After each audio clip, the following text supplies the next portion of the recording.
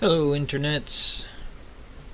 Chris with Northampton Computer Repair here, just checking out a few things. Wanted to show you all what the differences in RAM looks like with Windows 10 machines. Just in general, what having less RAM will appear as.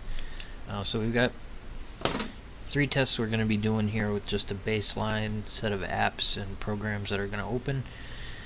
See how long it takes and time it. We're going to start with 4 gigs of RAM. This is on a Core i3 processor, 4 gigs of RAM, integrated HD graphics, standard hard drive. Nothing really spectacular about this machine. It's incredibly clean installation. Literally the only thing installed was Firefox. So we're going to just run the default apps that come with Windows essentially to get the baseline going. Alright, so we're going to start as soon as I run the batch file.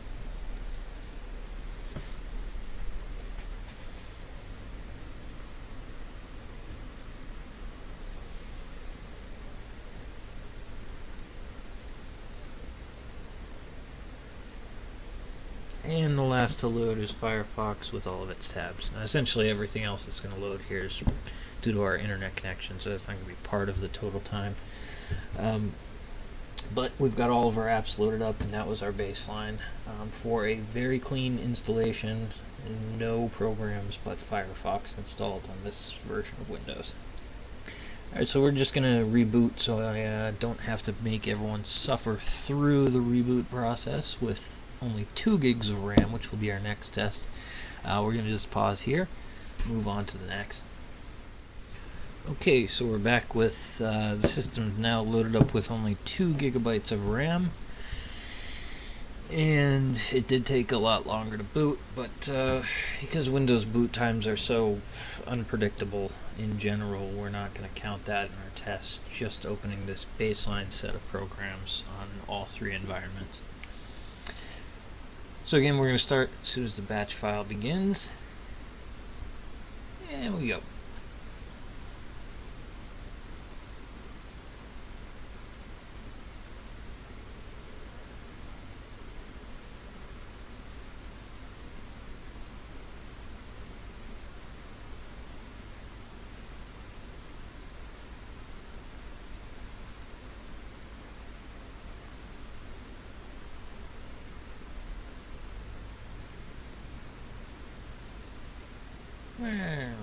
Really taking a while to get this high RAM consumption web browser called Firefox going, but we're there.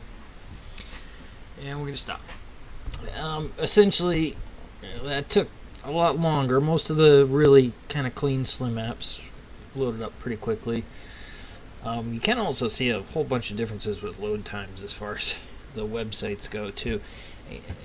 Most modern web browsers are going to be this memory consumptive, and Firefox is pretty bad with memory leak, but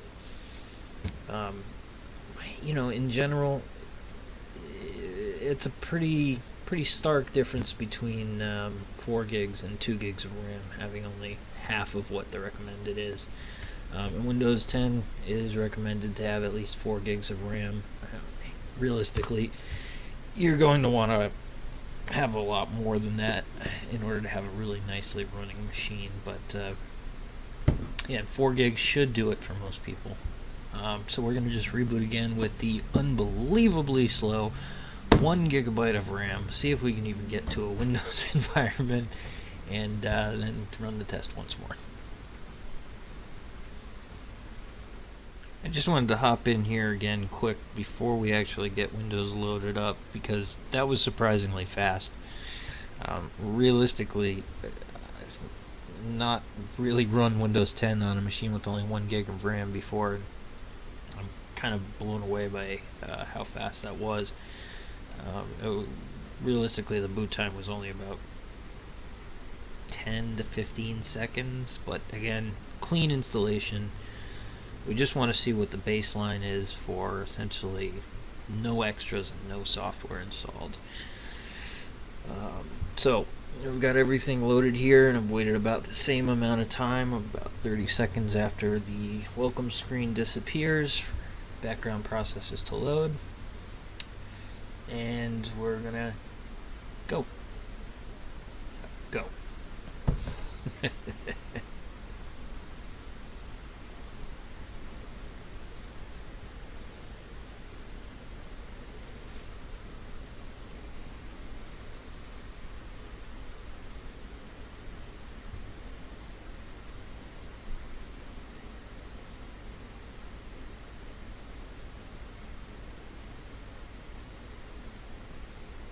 Still creeping along here. Any day now, Firefox is going to open up here.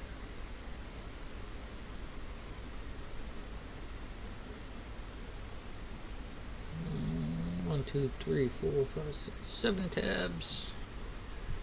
Loaded. We're going to stop.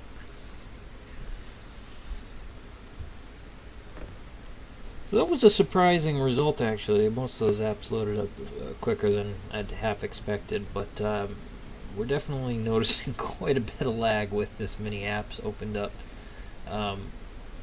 In general, you're going to notice having less RAM makes a big difference with multitasking, especially having multiple tabs open in any modern browser, like, for instance, Firefox or Chrome. The more tabs you have open, the more RAM is just getting sucked right out of your computer. So that's one thing to keep in mind, especially if you're one of those people who's really in the habit of having lots of open tabs.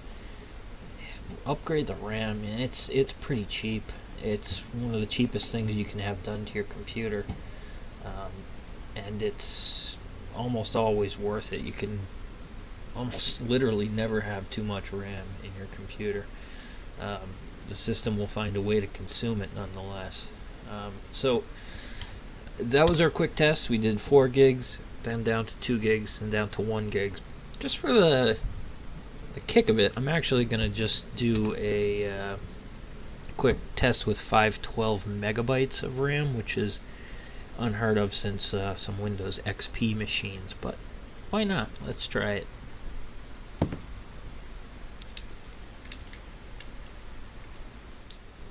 Alright, we're back with only 512 megabytes of RAM, and this thing still only took about 36 seconds to actually boot into Windows. I'm actually kind of blown away by Windows 10 right now. But basically, got about 30 seconds behind us. We've logged in, background processes should be going, so we're going to start.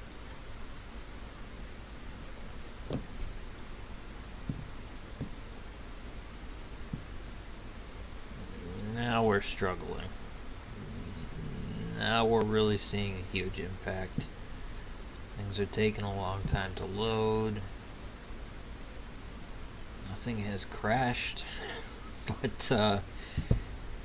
things are definitely, there we go, a few things not responding. And the big memory hog, we've got Firefox. Let's see if it runs.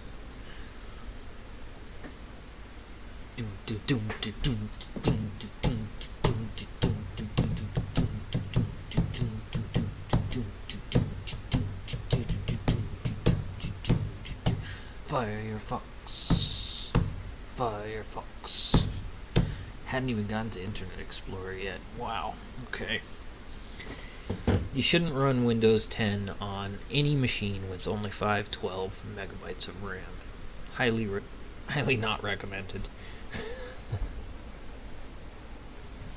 Unless you like waiting, of course. Then I highly recommend it. Oh, there we go. We got the web page. We've got Firefox coming any second now. Alright, this is gonna have to get clipped out. This is ridiculous. I'll actually be pretty surprised if it loads any amount of time.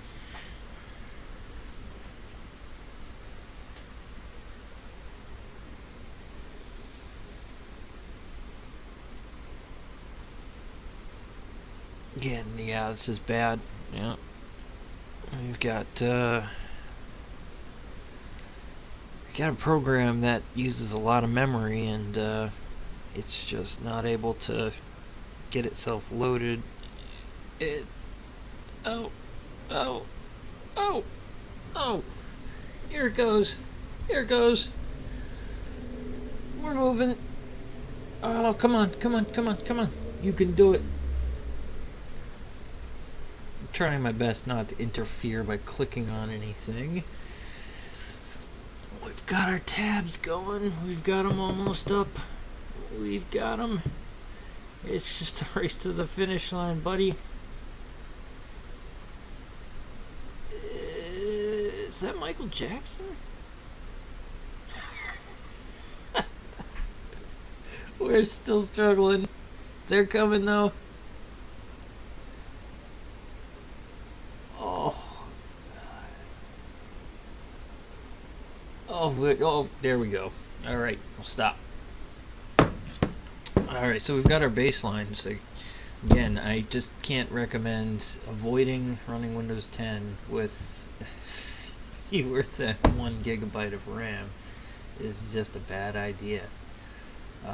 Anyway, hope you enjoyed this quick tutorial example sort of mess aroundy video. We've got hopefully more to come. If you like it, subscribe, and we'll get some more interesting things out to all you nerds. Thanks for watching.